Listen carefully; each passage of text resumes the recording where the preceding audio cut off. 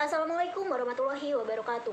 Halo teman-teman semuanya, apa kabar? Kembali lagi di channel Siti Shana Tunisa. Dalam video kali ini saya akan membahas mengenai biografi dan karya dari Immanuel Kant.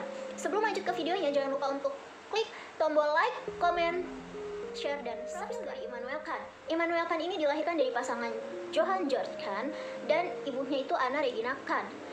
Ayahnya ini dikenal sebagai seorang ahli perdagangan, akan tetapi pada tahun 1730 sampai 1740, perdagangan di Königsberg ini mengalami kemerosotan. Oleh karena itu, mempengaruhi bisnis ayahnya yang membuat keluarga mereka hidup di dalam kesulitan.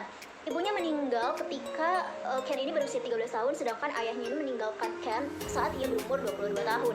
Kant menempuh pendidikan dasarnya di St. George Hospital School, lalu melanjutkan di Collegium Frederiциanum, yaitu sebuah sekolah yang berpegang teguh pada ajaran Pietis.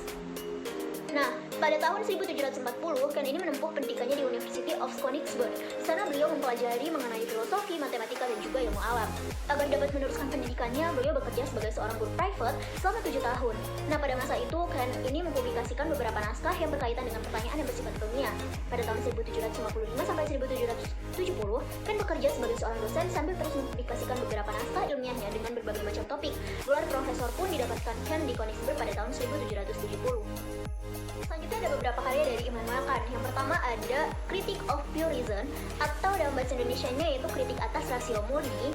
Nah, kritik atas rasio murni ini pada taraf indera ia berpendapat bahwa dalam pengetahuan itu selalu ada dua bentuk a priori yaitu ruang dan waktu. Pada taraf akal budi kan membedakan akal budi dengan rasio. Tugas akal budi adalah memikirkan sesuatu hal atau data-data yang ditangkap oleh indrawi, sedangkan pada taraf rasio kan menyatakan bahwa tugas rasio adalah menarik kesimpulan dari keputusan-keputusan. Dengan kata lain, rasio ini mengadakan argumentasi kan memperlihatkan bahwa rasio membentuk argumentasi itu dengan dipimpin oleh 3 ide, yaitu Allah, jiwa, dan dunia.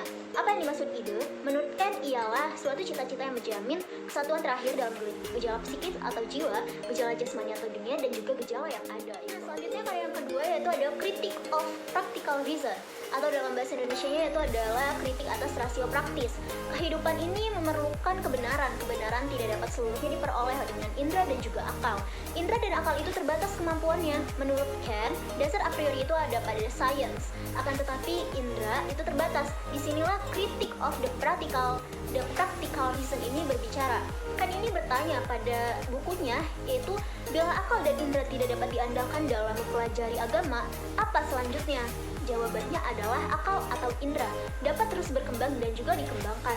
Namun setelah semua itu, moral merupakan ukuran kebenaran. Tadi penjelasan mengenai biografi dan juga karya dari Immanuel Kant. Sekian dan terima kasih, sampai jumpa di video selanjutnya. Jangan lupa untuk klik tombol subscribe bagi yang belum dan nyalakan notifikasi loncengnya.